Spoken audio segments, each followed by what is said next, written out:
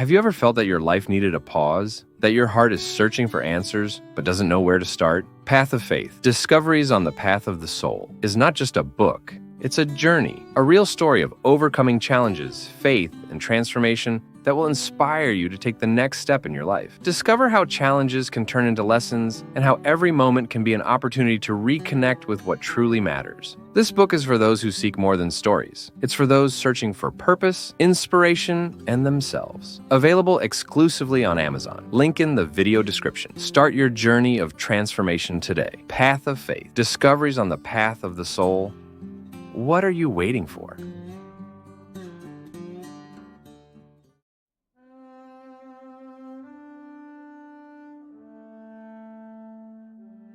It is interesting for us to identify that all the time we are experimenting with sowing. Today you sowed a number of things on you, and you were also sown by others. The word you hear, the image you have seen, all finds rest in us. Was that word good? Cultivate this. Allow this word to take you. Return. Wow. I found that so beautiful that I'm going to read again. That's it, isn't it? I do it a lot with the books I'm reading. There are things that thrill me, that moves me, and have other things that bother me. There's a word, a parable that I like a lot. It is when Jesus tells the parable of the sower. He says that a large crowd joined her around her. So he entered a boat and sat there. While the crowd stood on the beach, he said many things in parables, saying, while sowing, some seeds fell by the way, and the birds came and ate them. Others fell on ground full of stones where there was not much land. Soon they sprouted, because the earth was not deep. But when the sun came out, they were burned, and as they had no root, dried up. Others fell into the thorns, which grew up suffering in the seeds. Others fell into good land, produced fruit. 100, another 60, another 80. Who has ears? Listen.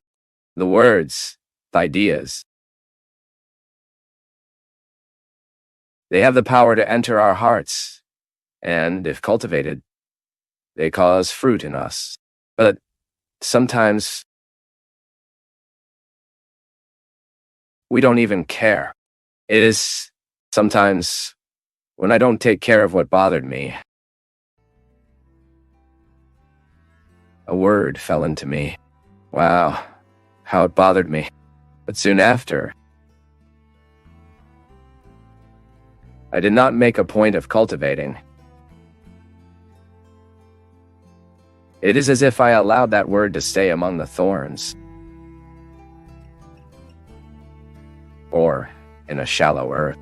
If we cultivate this word, we are giving it the favoring of solid ground, of fertile ground.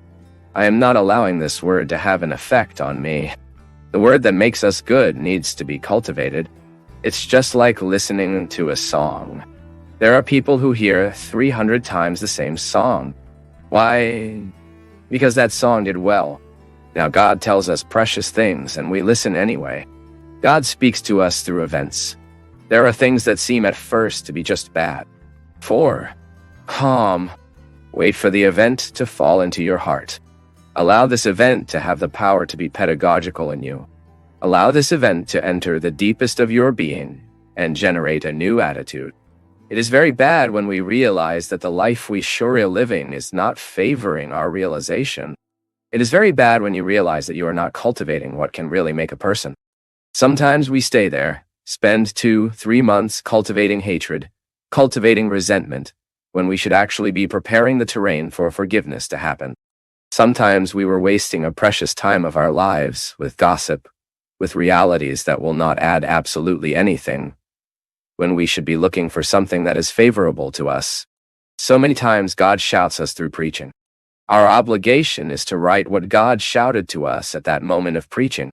And over the days, we get back to what God has bothered us. This is you. Throw the seed in a good land, which is where you are careful, where you have cultivation. So, my people, whenever God tells us something beautiful, whenever God tells us something angry too, that we know that there will be such a risk in our lives. Cultivate. Don't be superficial, no. Today, the world is increasingly superficial. We don't even have time often to pay attention to what God is saying. So much so that we are futile. We need to take very seriously what bothers us, because God speaks to us through what bothers us. If there is a situation that is bothering you, pay attention to it. Not to be bothering, and complaining. No, pay attention to what you are bothering. This is how we change life, guys. When we give the ground favorable for the growth of what God speaks in us. So I take that word that did me good, and I will allow it. It is like ruminating. The cattle chews on a little grass and he gets ruminated. What is ruminating? It is extracting. That food comes back and forth, back and forth. That's why cattle are always moving her mouth. He is ruminating. It is extracting the nutrients from the food to the fullest. This is what Jesus was saying when we sow a good word. And that's why my Christian conscience leads me to think of this parable here as an opportunity I have to always read my life. Today, God is telling me that, so I read. And I don't want this that God is telling me to deprive me of having my behavior transformed. So, will I be more aware of my affective waste? I will not allow this affective trash to get sick who is on my side, because an emotional patient gets sick. Just let us allow. And that's why I always say that I don't have the right to judge my garbage on the other. I don't have. The other does not deserve my affective waste. The other does not deserve what is worst in me. We all have our affective trash. I have my trash. You have your trash. Now, if I open the lid of this trash, my friend, I cause a lot of damage where I am at. What is our affective garbage? All that they have done with us and wrong throughout our lives are our traumas. They are our rejections. They are our needs. All of this is being housed within us, and that if we do not manage with Christian responsibility, it becomes toxic to us and those who approach us. This is why we cannot admit Christianity without reflection, without criticism, without self-criticism. The Christian who is not criticized, who does not pass in the sieve daily of the gospel. Today I was a Christian in my way of thinking. I was a Christian in the way I treated that person. God visits me through people. Suddenly a person tells me something that has so much resonance in my life that I decided to write. I decided to keep it. And that word produced a learning that modified my life. So suddenly someone wrote me something there on Twitter. A little phrase that tells me, that phrase touches me. I take possession of that and I am nourishing. I will throw manure in that word, and it flourish inside me a new way of being. This is how we are transformed. And that is why this gospel of sowing, the parable of the sower, because I can have a better life as I reflect a life more than I live. A life is more qualified as we reflect what we live. How am I going to live the dynamics of this word that sow me to make me good if I have no willingness to cultivate it? This seed will be lying on infertile ground. With a life we live, with this rush that we take, we don't have time to read a book often.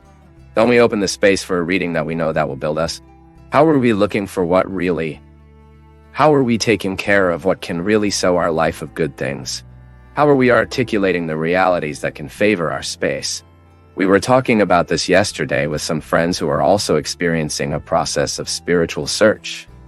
And we talked about how difficult it is to ask. Even in a religious meeting, the stillness of people. It gives a break of a lecture. Me and everyone puts the cell phone. In the pilgrimage itself, I said that a lot to the people who went to meet Apollo. Be careful for the cell phone not to take our joy. Joy, no.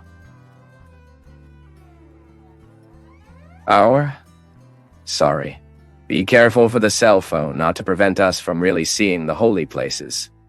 But we need to allow the Holy Land to pilgrims in us. That is, she will never end. She will never end again. She will never be disengaged her effects on us.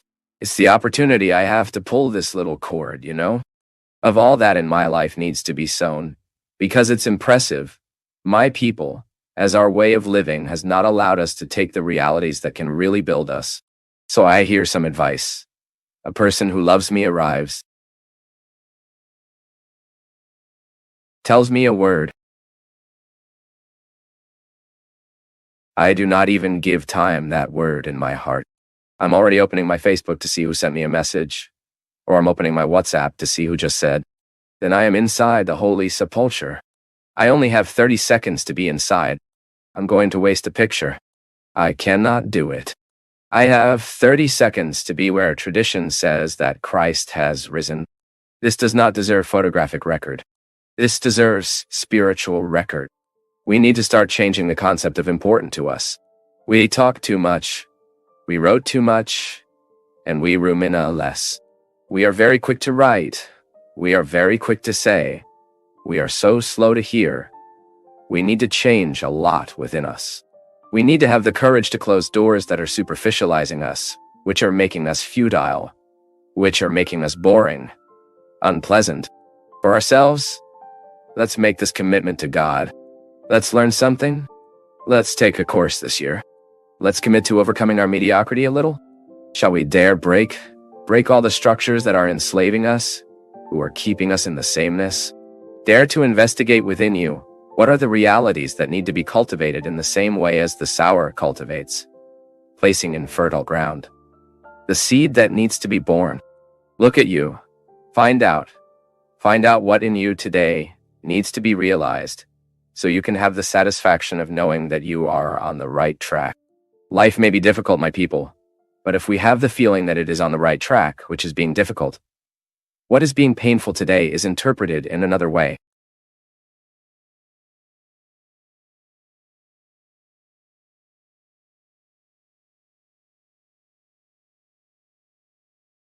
The last program we ended, I remember, we talked about the importance of the educational process in a person's life.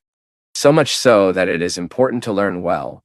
We have the opportunity to move forward, to overcome our limits, and knowledge gives us IT. We talked about how important it is to set limits within the educational process as something positive. We have limits is positive. Every time a child learns the reason for having limits, every time a child is well taught, so that he has to deal with social limits, the limits of the body, the limits of life, is so good to all of us. It is not, because a well-educated child will interfere very positively in society. The quality of education of a country makes a difference in the qualification of the citizen. The educated human being, the truly polite, is the one who knows how to reach a place, who knows how to be with people, is the one who knows how to respect the rules of life, is the one who knows how to respect the rules of his own body. Have you ever wondered to think about it? To be polite is also to respect what you are, to respect the space that the other has. And you are not so invasive with your words, your questions, with your interference. You know how to respect the other's time. Being educated is that, being thin, right? It is you understand when you should arrive, and when you should leave. How you should arrive, how you should leave. Elegance goes through these questions. We spoke precisely how important it is to educate for this human elegance, to this nobility of soul. Psychology taught me that, my people. No human being is by chance. No one gets a bad guy overnight. No one decides to kill overnight. And that's where we stop thinking. It was so pertinent to our reflection last week. From an email of a teacher, just saying, lamenting the lack of boundaries within schools. Only it's not just at school. It is indoors that we start receiving the first lessons of the human limit. It is indoors that we will learn, my son cannot. This is not beautiful to do, is it? I learned the moral rules from aesthetics, because my mother always had a habit of saying, that's ugly. That's beautiful. Doing this with your fellow is not beautiful. It's ugly. Humiliating people is ugly. Talking badly to people is an ugly thing. It is ethics from aesthetics. We understand good and evil from the beautiful and the ugly. Aesthetic references, and then when I went to study philosophy, is that I went to see how wise my mother was to teach me without ever attending even the right school, my mother. But she taught me from simple rules that any human being identifies in life. Any human being can identify this is beautiful. This is ugly, even if we have different tastes, me mother, without knowing that she knew she taught me ethics. If we make no effort to renew within us, we risk losing hope with the world, my people. It has moved a lot, and will always move the suffering of a mother who has to bury a child. It also moves me, the father, but I don't know why. I identify in the heart of the mother who suffers the loss of a child, perhaps the deepest suffering that humanly we can experience and witness. The pain of you having to bury the one you generated. Pain of having to bury your part, your half. And the worst, it's not because the time has come. I'm not adept at this theology that says that fatality was all God's will. No, I don't believe it. The misfortune, it is built every time human dedication is missing. We have no right to judge our crimes on the back of God. God wants us alive. God wants us increasingly happy. God wants us living. And the natural process of life is to die sick, after the whole body has tired. A natural process of aging loses its vitality. Because age is coming, we'll stop working. And you will turn out like a light Phaeton day it was lit. Which was getting matte. Should be like this. We anticipate death in our decisions. I anticipate my death in my way of living. I anticipate my death in my way of eating, in my way of leading my life, in my way of taking care of my health. We create diseases with our modern foods, with our pesticides. Life is like this. And family, my people. I do not only refer to the father, the mother, and the brothers, no. Because sometimes our parents die ahead of time, but someone will play the role in our lives.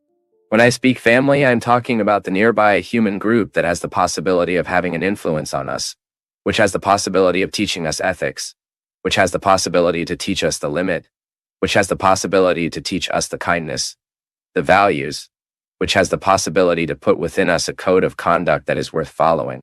When I speak family, I'm talking about all those people who can be by our side, who has what I call effective authority. Someone when you talk to me, someone when you give me advice, when you give me a word, find inside my heart. Why? Because I consider it.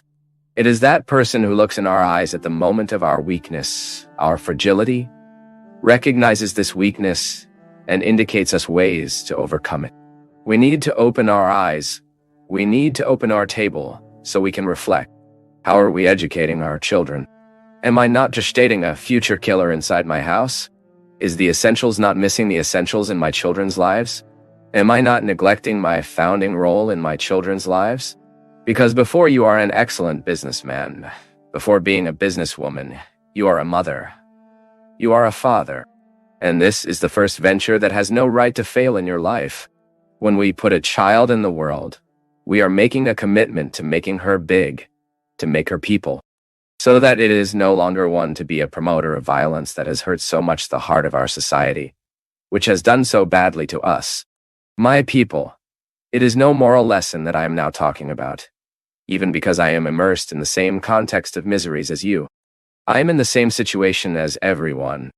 I am also trying to find within myself some answer that serves me and that gives me conditions to enter this world, to act in this world so that I am also a factor to reduce this violence, that I go through the lives of people and can awaken in them a desire to be a little better.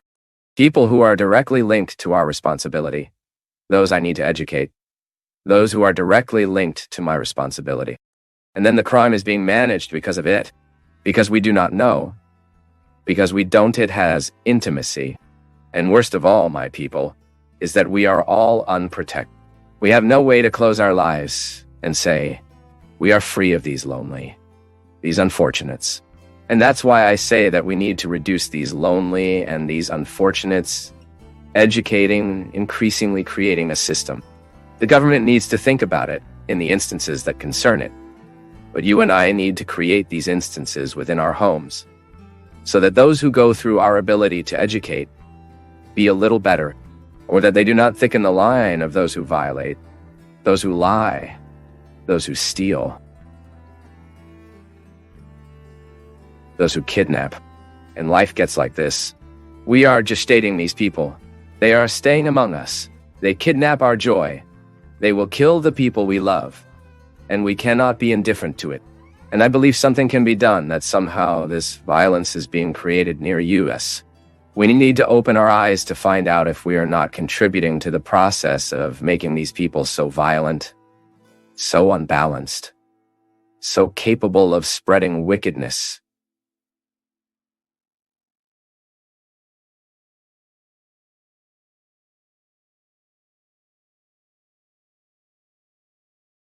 Those people who help you support that moment. We all need it, my people. In fact, the quality of our lives, our relationships, it goes through these moments all the time. That's when you need to look at someone who means this serenious. I am with you, and I will do for you what you can't. Have a serenio at the time of our Calvary. Maybe the spiritual direction program today can be a little for you. And we thank God if we have the opportunity today. We thank God every time the program has the opportunity to be serenou in someone's life. Regrettably, we are heading for an increasingly difficult social process, increasingly tumultuous, where people are very needy security. Now we cannot hide from ourselves this truth. The security we don't have on the street is the result of our way of educating our children. It is the result of our way of creating values these days. What are the values that hold us? What are the values that support us today as people? Now something is wrong with this social fabric. You have to lock all the doors of your homes so you can be safe. We have to change us for condominiums so we can live in peace. We have to create very high walls, which are not just stones. These are human walls we have established. When we do not allow others not to come in, we do not allow others to enter our lives because we are afraid of them. The others mean fear. It is the society we are creating. It is the society that I am part. It is the society you are part. And we can give it, right? Must have. Each time we shed lights and we reflect on the quality of the relationship we have indoors, somehow we are creating security or not. It's no use talking about public safety if we leave our children without any security at home. How many alcoholic parents, how many alcohol mothers, how many unfaithful fathers who end up creating an immense context of security inside from home? It's hard to be a father, it is, but no one told you to be. You chose to be. You married, you constituted the family. Now it's a responsibility you have. It is a matter of competence, my people. Or we will be competent in what we assume to love, or this incompetence does not entitle us to reconsider later. One thing is that you make a mistake in your business, you go bankrupt, and you start working and build it all over again. Another thing is that you go bankrupt as a father. Another thing is that you fail as a mother when you can't recover. Just like that boy, killed by traffickers. We didn't have time to recover him. It is a damage that we will never have to restore to the world. The philosopher already said. Right, that every man who dies, whatever this man, we die a little too. Because we are part of humanity. Where there is today a human being suffering, my humanity suffers in it too. Even if my eyes are not seeing, it is my human condition. I have no way to neglect this. I have security, but I have brothers who do not have, so I am fraternal. I am sympathetic to the one who does not have, and then I'm going to act in a balanced way, consciously, to give security to the one that has no way. Then comes the whole personal dimension on my part. Taking good care of my life, taking good care of my children, taking good care of my home, the peace that is mine. The city wins from it knows by what. Because the citizen took good care of his part. If I pass the street and play a paper on the floor, thinking that the street is not mine, and if the other passes by judging in the same attitude, just like Rio de Janeiro, such a beautiful, so beautiful, so beautiful, so beautiful. So beautiful, wonderful landscapes.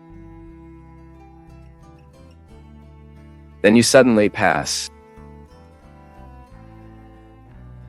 After a block ends, after you pass a carnival block in Bahia, there in Salvador, past the streets where you pass the tri-electrical to see later, people do not have the slightest respect for public space. My people, our city saw garbage. Why? They are invaded from people who do not love our city. They are invaded by people who have no consideration for our public space. Then they step on our grass, destroy our tree, and then leave. Is this civility? No. Civility consists of looking at what is public and you say no. I respect it here, even if it's a crowd. Even if I am not recognized by doing this error here now, I won't do it. Because I am aware. I always say that Christianity, Catholicism, I will.